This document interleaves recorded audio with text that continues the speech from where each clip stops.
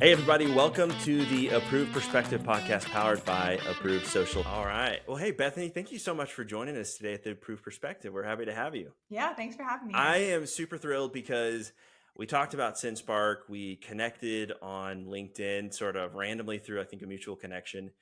And man, the product that you have, it really warms up people to the idea of an email, right? Like I'm not going out with a completely Mhm. cold outreach here, and I'd love to just give could you just give a background really quickly on what is SendSpark exactly?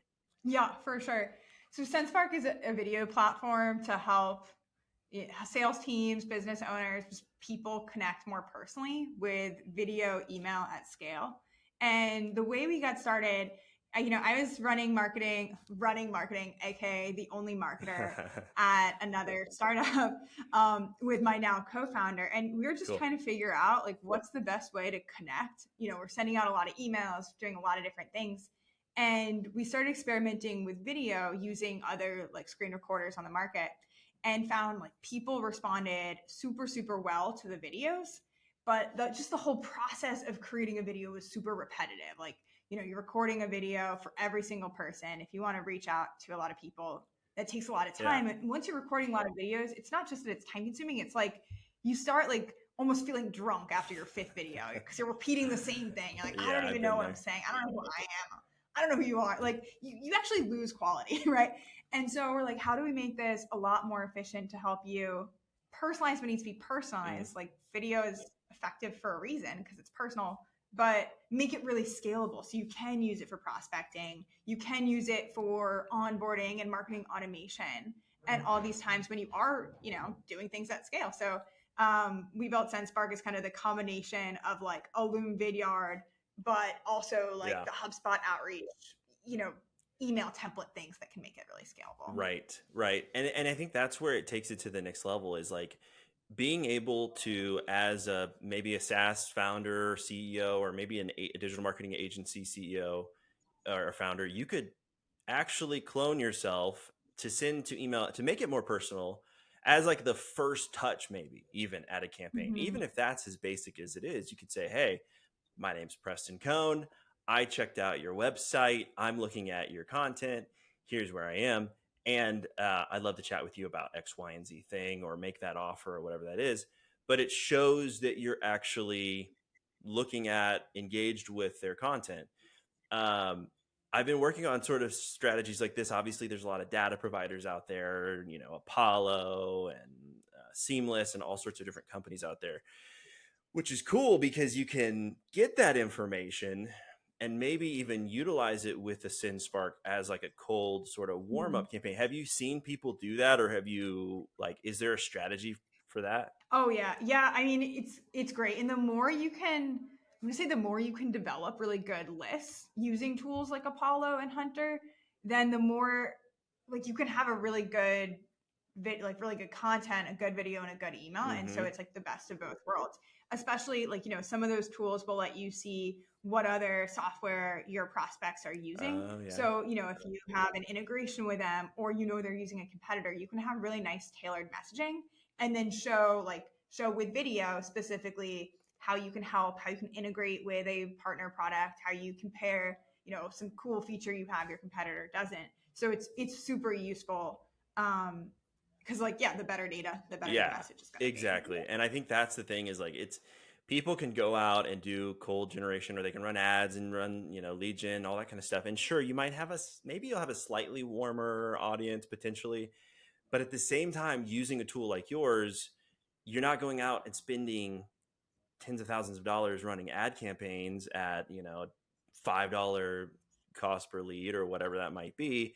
You're out buying some data for relatively inexpensive. I mean, if you're looking at Apollo and some of these tools, like it's not bad.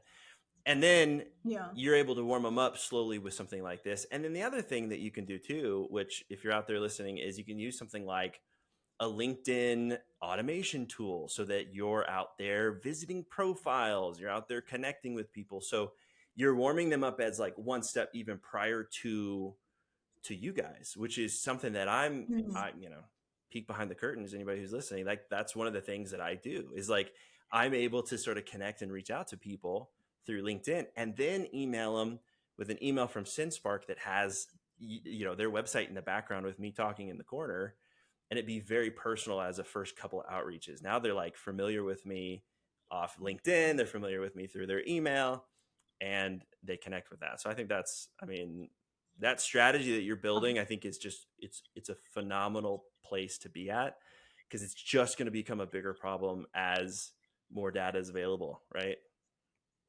Yeah, and 100%, it's all about the omni-channel, because like, with email, especially when you're prospecting, it's so nice that you can get the specific profiles of who you're reaching out to. You learn some things about them, but the one thing you're missing when you're doing that is timing. There isn't usually behavioral intent, but then if you're combining that with like long-term social engagement and what we were talking about before with retargeting ads, it's just a way of like planting yourself in, and then you can do more to just stay present over time and know that, when that person is ready to make a buying decision, you're top of mind and you're what they've been seeing. And Exactly. hearing good things about. Exactly. And another cool tool that I'm sure you're familiar with, that maybe people listening have or have not, but Lead Feeder, or have you heard of like I know Clearbit also does this, where they'll give you a report of the businesses that have visited your website, so that it's not just an audience that you have an ad. You can then take that, match it to people in Apollo or Seamless or whatever the other tools are, put those into SynSpark, and do your other automations, like we're talking about. Yeah, for sure. And a company we work closely with, and they're a customer of ours, is Warmly, and they do something like that where they can, track who's on your website, and then they can also tell you in real time if someone you've been prospecting is on your website. Okay. So you can like pounce and send them a chat right then. Cool. And 100%, yeah, it's like, it's so cool to see everything. It's crazy. I mean, and it's funny, it's like, this is my world, and all of these things, I go, man, I could have used this like 2-3 years ago when I was doing these other ad campaigns, and I just wasn't. I'm sure it was less out there, but it was, still out there, and somebody was smarter than me taking advantage of it at the time. But okay, so obviously we're talking to a bunch of agency owners, we're talking to a bunch of founders, CMOs, as a part of our audience and our community of users of Approved Social. And so they're going to connect with this problem as a cold outreach. I did just talk to somebody recently, and he is an email guy, and he is vehemently against cold outreach through email. And I'm like, I'm trying to bite my tongue a little bit, but super nice guy, very good information, a lot of information on email. But what do you get a lot of feedback from people? Kind of like, is it do people poo-poo this a little bit, or like, did they like what? Because I think it's great. I'm a marketer. What is some? I mean, have you had negative? Well, yeah, I mean, it's a good point. So I think the poo-pooing comes because when people think of getting like emails, they think of things they don't like. Because we've got a lot of annoying emails. And so I think that's always what comes to mind when people are like, well, I don't want just like another email, like they're all bad. And it's like, yeah, but you're forgetting, like, what if you're actually trying to buy something? Or like, you're looking, we're talking about data enrichment. Maybe you're looking for a really good data enrichment platform, and you're trying to figure out which one's the best one for you. And if you get an email at that time, like with more information and a door to talk to someone, like that's actually amazing. Right. So I think a lot of it comes to like, one, like good list building, like you should target people appropriately, and then making sure that your content's really relevant. And I think that, some advice that I've gotten a lot that I'm sure other people are getting that I think is really bad is like, don't sell features, sell vision. Sounds good in theory until you get to the, or like not vision, but sell the benefit. The story. Until it gets so abstract and people are like, do you want money? And you're like, yeah, but like, what does that mean? Like, be specific. Right. So I think some things are now so general, it just is like, it all feels like garbage. And so I'd say like, if things are toned back a bit, so you have good list building, and then like you actually say what you do in the message, like talking about features is okay. It can actually be really, really helpful to have like a nice specific thing. And if you're not interested, unsubscribe or say you're not interested or delete it. Like, it's fine. Right. And that's where it comes back to, okay, I mean, it's the data and the message. And if you've got good, clean data, then you're going to be fine. Your sending reputation is going to be okay. But if you're out there sending a bunch of crap through your one domain, like you posted about this recently, talking about domains Oh yeah. and like, you could be flagged, but it's really about the relevancy of the content and everything else. I've sent cold emails to people recently using some of these strategies that we're talking about now. I'm getting, 30-40% open rates. This is Mhm. good. This is a really good cold email. And it's because they've seen me other places and we're doing these other strategies. But I think it's just a great place to start. Okay, so very cool tool. I highly suggest everybody checks it out. You can check it out while you're listening to us. But I want to get into some stuff on the business, because we've got a lot of folks who are listening who are business owners, founders, they're agency owners and stuff. And there's just a lot of struggles. Everybody's having struggles with these businesses, and it's fun as I talk. I don't mean that in a bad way. I mean, it's like, it's cool to me to be able to interview and talk to folks like you and see that there is a commonality of problems that we're all uncovering and facing every day. And people connect to that and learn from that so much. So I'd love to ask, and you don't have to go into any too I don't know what you're talking about. Like, we have no problems. Everything's perfect. easy. You get funded whenever you want it. You get all the clients you need. Yeah, I love it. So what? Let's take let's go this direction here for a second. So what is the hardest part of starting up this SaaS business? Because you didn't do a SaaS business before this. This was your first SaaS. This was first. You said you did some marketing before, email stuff. What does this look like? Like, what was the biggest roadblock that you've had to sort of maneuver around? Yeah. Well, early on, there's like a huge chicken and egg problem. Like, it's hard to do anything because you don't have anything, right? You're starting from zero. So Yeah. it's hard to raise funding because you don't have a product or customers. It's hard to have a product or customers without any money. Yeah. So you're just kind of constantly doing like that little startup wiggle of like, you kind of get a little here and use that to get a little there. And you're just trying to really just make everything work. And there's so many things that can go wrong. And no matter what your background is coming into it, there's a ton of things you don't know. Mm-hmm. Like, for me, I wasn't technical going into it. For people technical, they don't know like marketing or sales. No one knows HR. Like, Yeah. you're just figuring that all out as you go. But I think, yeah, the tough thing is really just how do you, like, as a marketer too, like, I know how to optimize. That's my background. I'm like, oh, give me some data, I can make it better. Right. Give me a broken funnel, I can fix it. But what happens when you have no funnel?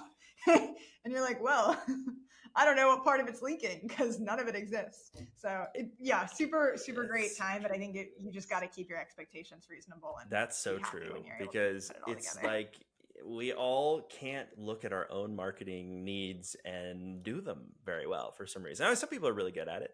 And they have huge personal brands and they have other things that they're doing right for themselves. But a lot of us are very good at building strategy when we're looking at somebody else, when we're looking at how to do that.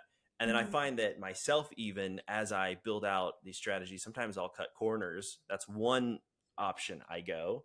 It's like, well, I don't really need to send that email. I can kind of do this and that and, daisy chain these apps together or whatever.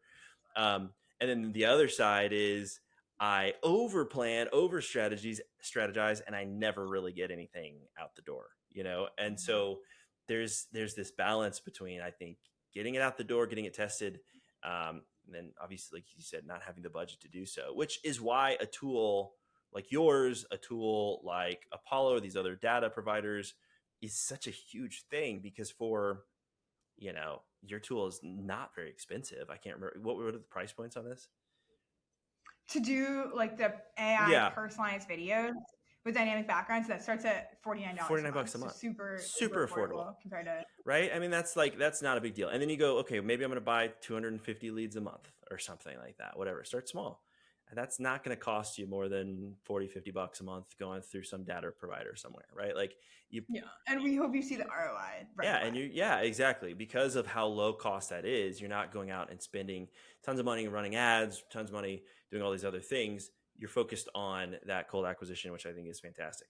Okay, so big problem being just the chicken and the egg scenario when you're building out your application or your agency, and it's the same thing that I've seen many times in our business as well. So, what was the first hire that you had that you go, this is the first person that we need to bring onto the team? Yeah, well, our first hire was an engineer because both my co-founder and I are non-technical. My background's like marketing automation, and my co-founder is a designer. So technical in that he can design software Sure. products, but we need an engineer to really bring it to life. And so that was engineering was probably our first, second, and third Yeah. hire. Did you do any outsourcing or was it all like an internal hire? We tried a few things. So at first we hired um, just really a friend in San Antonio to like help us build a prototype and be able to raise Hmm. funding. And then we hired an agency who was actually amazing. They were really really good, just really smart people. But ultimately, it was too expensive for us to continue doing Hmm. it, and we wanted to have our own team in house. And so they were amazing. They helped us really take things to a solid level. At that point, we did somewhere around there. We did 500 startups, and so they kind of helped us get in, and then Got we it. hired our own team from scratch. And I think at that point we had like 3 developers then full time on the team um, early on. So and that was the best. And but it's like hard to, even with engineers, like it's hard to hire if you don't have a product or Yeah. anything to show. Like they want to know why the startup they're spending their time on is going to be a successful company too. So I think that timing really, in hindsight, it was just luck. We were doing what we could, Right. but I think it really worked out to go in that I order. feel like that's a good strategy, and that's what we've done as well. I think if you manage an outside source correctly, you could probably get better value early on with going with somebody like that because they have a full team of people that can develop whatever you need.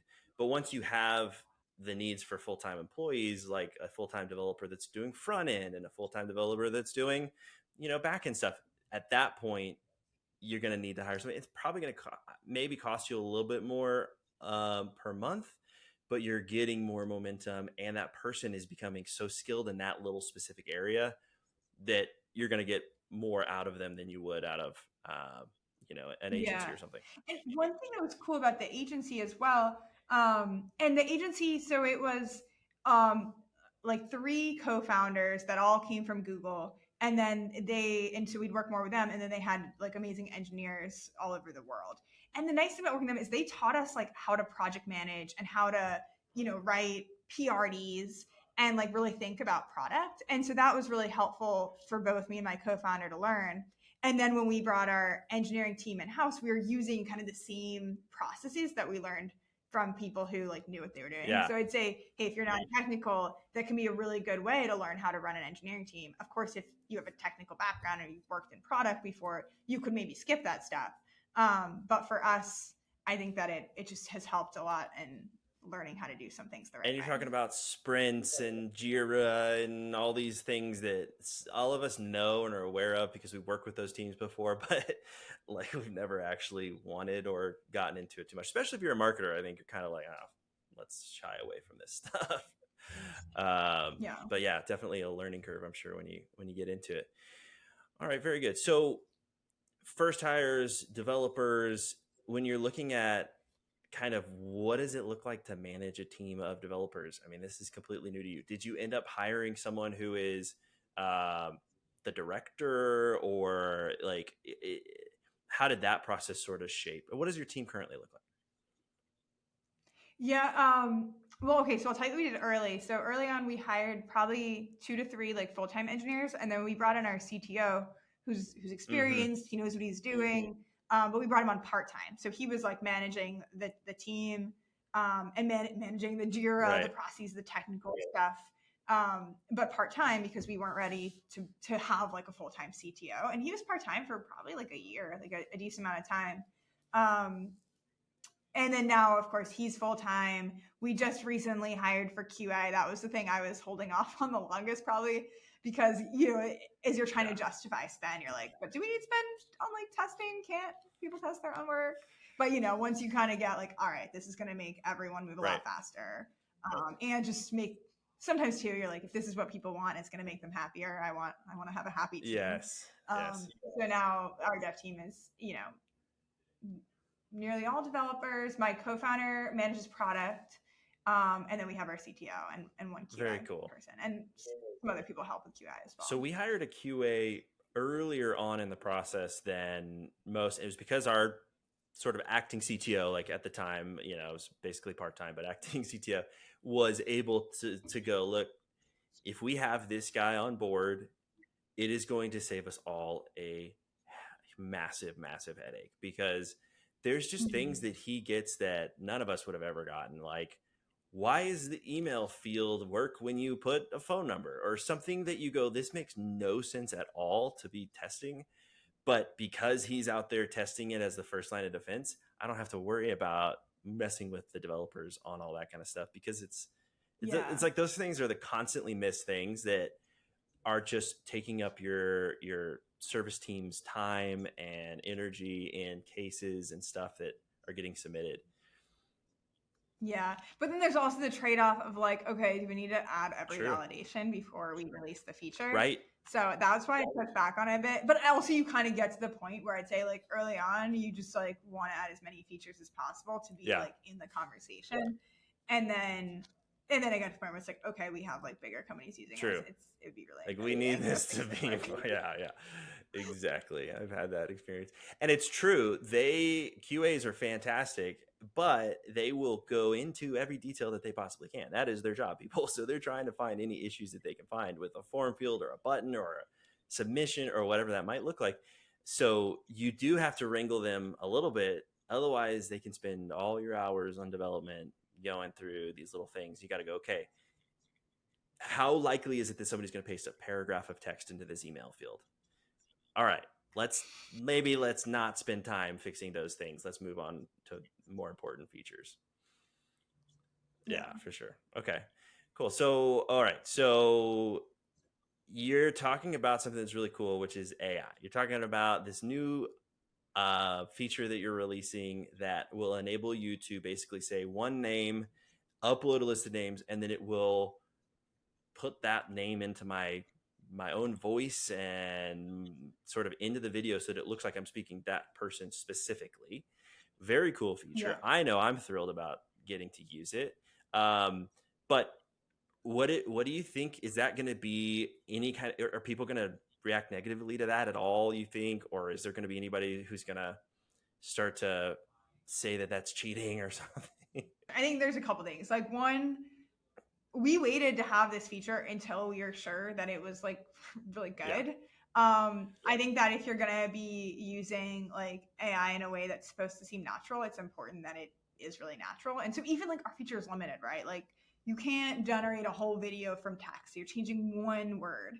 And the way we're doing this, we're actually cloning your voice from the rest of the video. We only need 15 seconds. So as long as your video is 15 seconds, it works great. But then it like matches super, super seamlessly. Like, other people will make an AI avatar of you, and then they'll put that in. And then that's when it gets super jerky, because you recorded it in one office with one mic, and it just sounds different. Right. Maybe you had a cold then, or you don't now, or vice versa. So like, we made the quality really good. And one thing I noticed too is like, it may seem like cheating, but the alternative is you're recording personalized videos for every person you're reaching out to. And that's like really, really hard to do well, because by the time, like, imagine you're saying basically the same thing. So you're just repeating yourself and doing your pitch again and again. By your like 5th or 10th video, you're like drunk. You're like, I don't know who I am. I don't know who you are. I don't know what words I said, because I just said the same thing 10 times. So it like, that's unnatural to just repeat yourself. True. And it goes back to our mission is personalized. When you speak personalized, like, you're still putting yourself forward. You're being human. You're putting yourself out there. But that doesn't mean that you have to do like hours of repetitive, tedious work. It's just, you should be able to polish things and have them look really good. So that's really our goal. I'll say it's still in beta. So, we don't support every language yet, but like, we're continuing to refine it and make it good. And I think that there's definitely going to be resistance to it, but this is the future, and it actually enables us to be more human. But I'm not going to be surprised if there's some. There will be, of course. Everybody's going to do that. But I mean, with the AI revolution, whatever you want to call it, like that's just inevitable. But I do think that you made a great Yeah. point, which is like you got to think about it from the standpoint of you're not just trying to make this impersonal. You're actually trying to make it more personal. This is actually trying to be more personal for that specific person. You know who their business is. You've uploaded it into a list. You've specifically selected that person for this email. Yeah. So you don't have to have this mindset of, I'm somehow, reaching out to them with a cold email and that's shitty, whatever. It doesn't need to be that way. You can say, hey, specifically, this is what I would do if I did it one off at a time. If I was going to reach out to Bethany, I would go to her LinkedIn and I would go to her website. I would find out information about her. I would email her. I would customize a video and I would send that to her. Doing the exact same thing. I'm just speeding up the process with you guys and these other tools. And it's the exact same as email automation. Like I remember when it became more and more popular to like start sending automated emails from your business. Like, so maybe I'm dating myself a bit. And at first, it's like you kind of get this resistance, but it's like, dude, it doesn't matter. No one expects you to be sending an email to every person who signs up, but they do expect you to be on the other end when they respond. Mm-hmm. And so I think that's the important part with video. Because if you think about it, by having this AI personalization, now it means you can like personally welcome all of your new customers. It means you can provide like relevant, tailored like insight all along the process in a way that just would not have been possible before. Yeah. So it opens up all these new avenues for personalization. And the idea is like, you're still there on the other side. You're just able to communicate more effectively and more scalably. Right, for sure. Now, when we're talking about this, I mean, to me, it makes a lot of sense to be going out and getting the data in one way or another through probably one of these tools. Do you have trainings? Do you have like teaching for people as they onboard? Because it seems to me, obviously, as people's emails perform well, they're going to continue to use SendSpark, right? So have you invested heavily or planning to invest heavily in education of that? Like, even I'll just give an example, like, hey, here's how you A/B test your subject lines or something like that, so that you're training people now to hopefully get better performance. Yeah. I mean, we're doing our best, like, because there's definitely an educational part of that, especially with video, right? Like, people need to know what to say, what email content to put with their video, when to send it, all of these things, how long to make the videos. So we've been doing, we call them video selling lives every 2 weeks on Mondays. Cool. Where we're going over whatever the most, like, the most questions that, like, me or, like, other people in the team feel like we've gotten the last 2 weeks. To be able to share tips, and we're trying to put a lot on YouTube and our support library as well.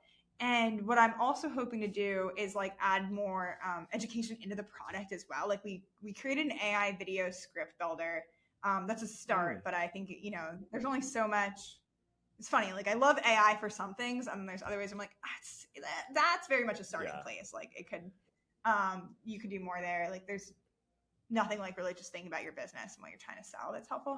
And then for some of our accounts too, we'll do a customer success program or refer people to specific video coaches and then try to like really work with them and figure out like, okay, who are your customers? What do you sell to them?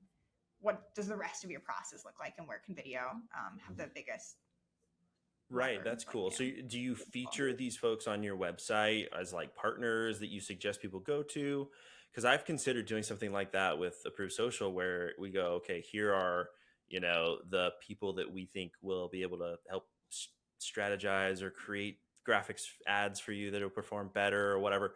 Because I can't solve that problem necessarily, but I can help them do the approval part and the feedback and that kind of a thing. So, the same thing I would imagine goes here. Do you feature those people? Is that something you partner with? I know Facebook does that. We are planning to, for sure. Like a database. Right now, like we just go there. Yeah. But what I want is like the same way we have an integrations page and we have all of our integrations. I want to have like recommended partners that we've met with, that we know our product well, and therefore are going to be in a good spot to like train other people how to use it, and that we know that they're good coaches.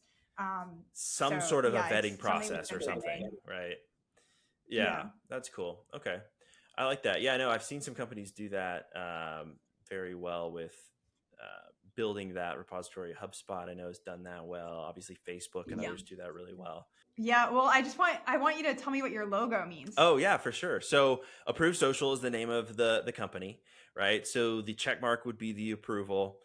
The comment is sort of the comment or the feedback that you're getting on that ad creative or Oh, copy that you have there. So it's a comment box with a little check mark on it.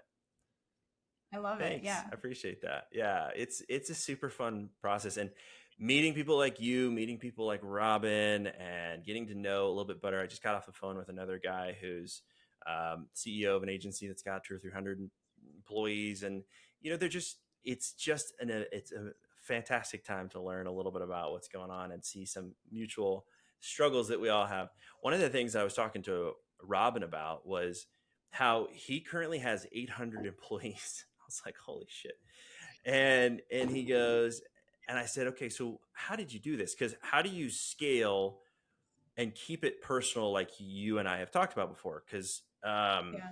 I was talking to him prior to this, and he's been super helpful going like, look, you're a small business. If you have 1,000 people, even as the CEO, you could reach out to each one of them specifically if you wanted to and talk to them about the features, talk to them about the product, get to know them a little bit more to build out more raving fans, right? If you get an email from the CEO and then they actually schedule a meeting with you, that's fantastic, right? And I said, so Mhm. how do you do that when you have 800 employees and 10,000 customers? But like, what does that look like? And he goes, well, what we've learned to do is keep that scalability through Zoom and through other tools where they'll have literally like an open storefront. Basically, you can like come into their Zoom at any time of the day.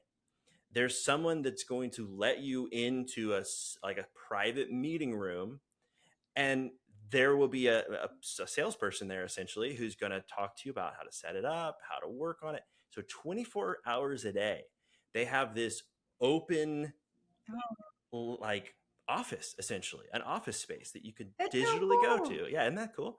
You can digitally go to and talk to a real life human who's going to directly go, hey, wait 5 minutes and we'll seat you or whatever, and then they talk to them. And so they've just done a lot of these things. To go to the Yeah, store. he goes, you know, do we need 800 employees? Probably could trim back and do it differently, but I like the way we've scaled. Okay, so I set all that up to say your SendSpark 5 years from now, you have 10,000, or maybe a Mm. year from now. I don't know what your roadmap is. You have 10,000 customers. Let's say a year. 10,000 customers, which I believe is totally possible. You are crushing it as the leader, which you are in this world.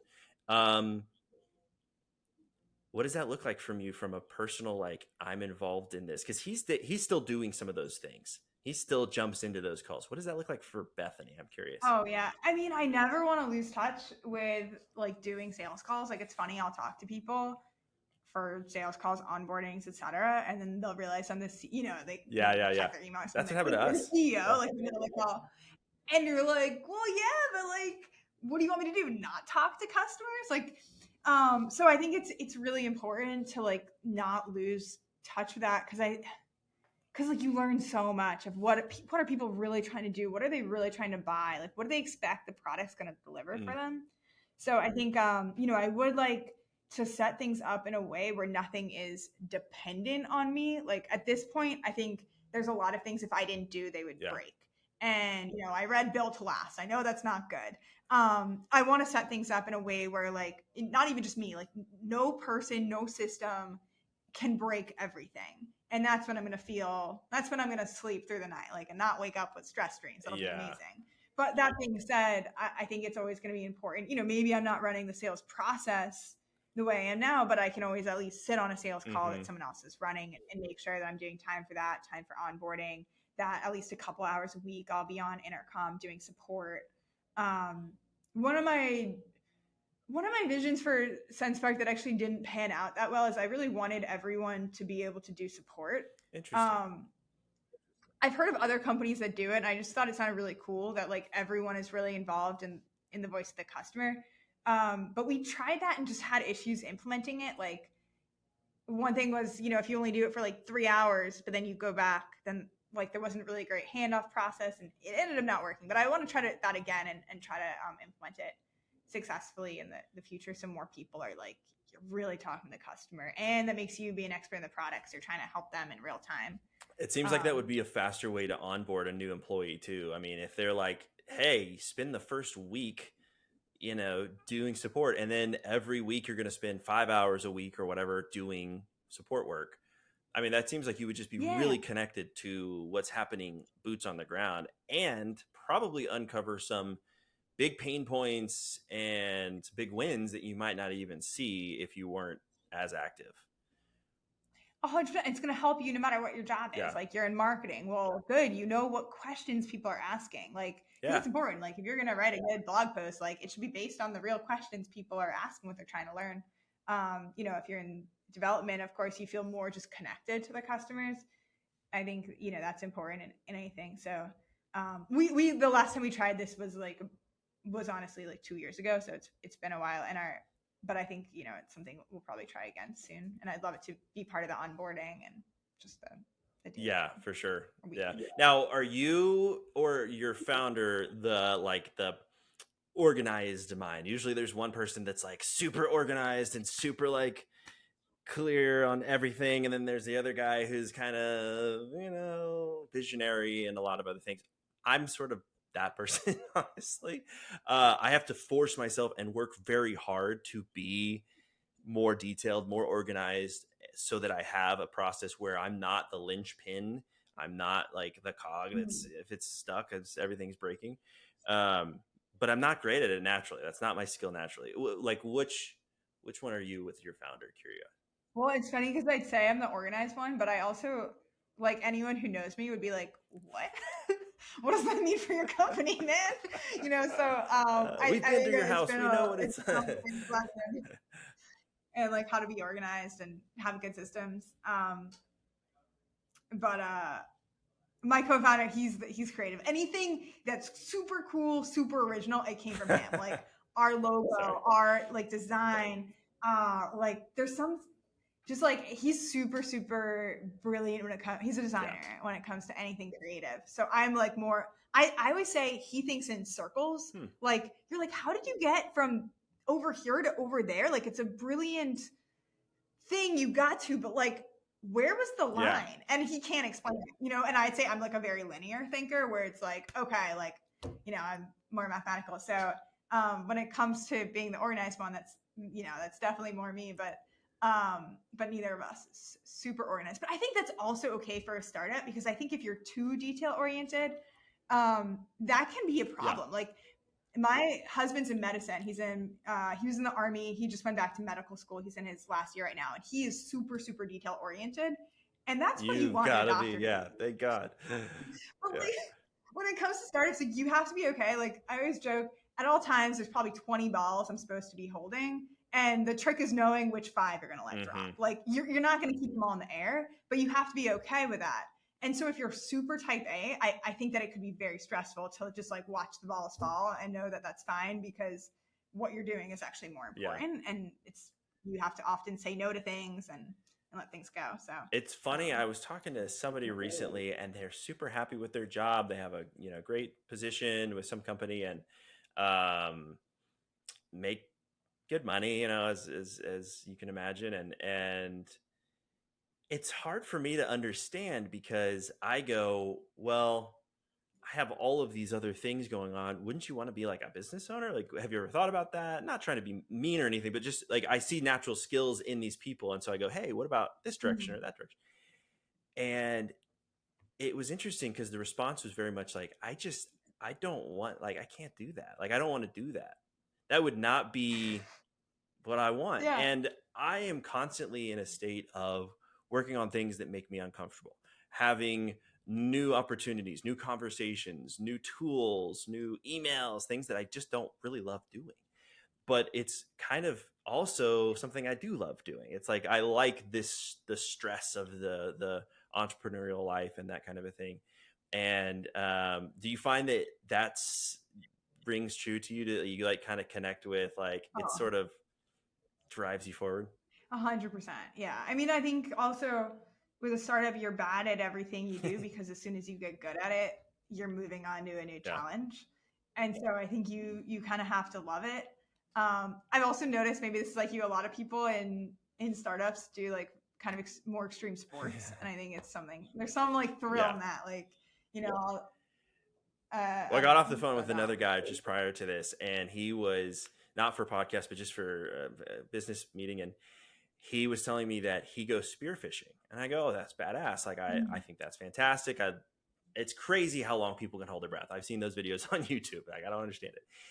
And he says, well, I'm really afraid of it. I almost drowned when I was a kid, and I'm really afraid of getting in the water and doing this, but I do it because this is who I am. This is, I mean, I guess, I don't know. It's just like, I like to conquer my fears. And I think that's a trait probably that a lot of us have, which is whether it's extreme sports, just something uncomfortable. We like, it sort of moves us forward with like, this is where we're supposed to be. Maybe that's a messed up mentality. I'm not sure. No, you're right. Like, so I'll do like, I'd say I'm like semi scared of heights, but I do rock climbing and I do aerial silks. And it's because it's like when you're at the top, you're 30 feet up and you're like letting go into a drop and just trusting that you've tied everything correctly. Yeah. Like, I don't know, something about that. And I think it also forces you to be like super present in a way that's not natural when you're always really busy because you're trying to just fight fires all the time. But right. Yeah, I think there's a bit of conquering fears and just like pushing yourself to for sure. Lots of interesting stuff here. I do have a couple more questions, then we're going to wrap up because I know we've gone a long time here. But I think a lot of people are going to want to know right now, what's your favorite tool outside of you that you're using to acquire new people? I mean, because you're in the same boat that everybody else is, and I'm assuming you're using your tool to do a lot of cold outreach and stuff. What are you doing to build your cold funnels that someone else might be able to take a tip from? Yeah, my favorite tool outside of me is honestly Expandy. I've been using it a lot for LinkedIn automation. Oh, okay. And well, see, it's like in my opinion, we don't do annoying LinkedIn automation. But the way we use Expandy is we'll look for posts that people comment on that are super related to SendSpark. So like if you're commenting on this post, it's because you're trying to learn more about doing like more scaled emails, video, like personalization at scale, something super, super relevant. And then with Expandy, you can take everyone who's engaged in that post and then connect and send a message. And I don't do a million follow-ups. I just do like one message that's like, hey, I'm founder of SendSpark. We do personalization at scale. Would love to show you how it works if you're interested. And we've been doing something like that for like 6 months. And I feel like just consistently get like 2 responses a day, which is crazy. And like, every now and then I'll add a new post. But for the rest of it, it's hands off. Cool. Okay. So really, really great, helpful tool. Cause it's like you're targeting people based on some kind of intent, right? It's not just. And they always say that. They always recommend like, do you want to comment as your page to this trending post, And so like, you're just basically automating that process and getting leads from it. And that may be how we connected actually. Maybe it was through a comment that you put on something. I'm not sure. Oh, maybe. Well, no, it's not me commenting. Oh. It's me like grabbing the list of people that commented on a post. So like if someone has a post that goes viral, then it's like, you can kind of find, hey, who are the people engaging with it? But I have met like, cause it's direct. I also had one going on for a while that wasn't direct. It was just like, hey, great to connect, like meet other people in the space. Which I think could also be okay. But for this, I've just been ever since I just started being direct. Yeah. It's like easy leads. Yeah. Very cool. I found that even just connecting with someone without a message performs extremely well. And it's kind of strange. I guess people think maybe you're more real and not as salesy, especially because, I mean, I don't know about you. I get hundreds of people telling me that they can provide me this service or that service or this, that, and the other. Right. And so. Oh, no. And then you think about it, you're like, oh, if I accept them and they send the message, it's going to ding. And it's so annoying when it dings. But I mean, but that's why it's like, if I'm going to do it, I'm not just going to be like, oh, we have mutual interests. It's like, I'm either like, hey, would love to show you SendSpark. This is how we can help. Or it's a blank connection. Right. Right. What has been your top performing message that you send? Is it just quick connection kind of a thing? And here's what we offer? Or saw you commented on this post or? Yeah, I think I'm forgetting because it's like the same one. It's worked so well. I never even like tested it, but I think it's just like, hey, saw your comment on X post, like I'm building SendSpark to help you create personalized videos at scale. Would love to show you how it works if you're interested. And then I'll just send that to people, and usually they'll respond. So you don't have to overthink it. I mean, that's the thing, is a lot of people just overthink like all of this stuff, and it's like, just I see we both like the anime. Yeah. Just we can help each other. It's like, no, anything else just sounds corny. Like, but you're doing nothing. I'll also do nothing. Like, sometimes just like, oh, I want to connect with this person. Yeah. Because the company. And be, cool. I mean, but be direct about it too, and just say like, here's what I'm offering, here's what the thing is, and then I can quickly read that and accept it or not. And I don't accept a lot, but if it makes sense and it's quick, then for sure. Okay, so final question. Advice for aspiring entrepreneurs. We're young people ourselves, Bethany, and we're still very young. But what advice would you give to somebody who's starting this, 10, 15 years ago? Wow. 10, 15 years ago, our age. How about that? At 10, 15, okay. Well, maybe that's not for you. Okay, I'm 35. So how about 25? How old? Well, I think you can be an entrepreneur. There you go. So. There you go. What's the advice you would give? No, my advice is pick people that you really, really want to work with, because like some things are going to be like basically anything is going to be fun if you're working with people that you love. And I don't just mean your co-founder and your team, but I definitely mean them, but also like your customers. Like make sure that you're solving a problem for people that you really love. Like that's actually kind of how we shifted our customer segment a bit, but like kind of fell back into marketers, because I like love marketing and I love marketers and I love people that are doing cool automations and trying to scale. And yeah, just make sure that you really like the people, because that means if stuff's hard, you're going to be like laughing about it with people who you care about, and that'll make the journey super fun. You're going to learn, you're going to grow together, and you might as well have people you like by your side than someone that's going to be a pain in the butt. Very cool. Well, Bethany, thank you so much for coming. If you guys want to take a look at SendSpark, SendSpark.io, or is it .com? SendSpark.com. Check it out. Very, very cool tool. It's super reasonably priced, in my opinion, and I think there's a lot of opportunities here. You get to hang out and talk with people like Bethany. Bethany's literally interacting with folks, and you get to actually learn some of the stuff about their tools, and I think it's fantastic. So I'm excited. We've been building our campaign on our side. I've taken a little bit more time because I'm really trying to record the video right and do some different things that I think are correct and build out other parts of the funnel. But I'm excited to start the AI testing with the audio, and I can't wait to do it. Is there anything else you want to leave with our audience? Just enjoy the ride. Sweet. Thank you, Bethany. Appreciate it.